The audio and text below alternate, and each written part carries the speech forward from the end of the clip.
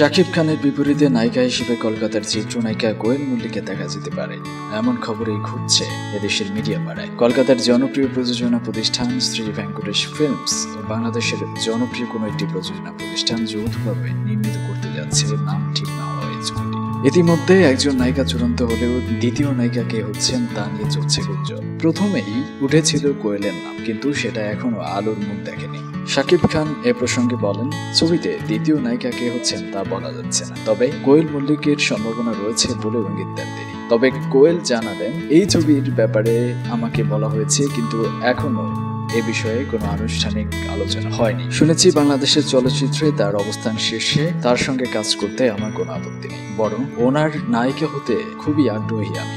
নাম চূড়ান্ত না হওয়া ছবিটি প্রযোজনা করবেন কলকাতার নির্মাতা রাজীব বিশ্বাস। তিনি দেবের পাগলু, খোকাবাবু, জিতের পাওয়ার নামক একাধিক সুপারহিট ছবি নির্মাণ করেন। এদিকে এই ছবিতে কলকাতার আরেক জনপ্রিয় নায়িকা শ্রায়ন্তিকাকে নিশ্চিত করা হয়েছে।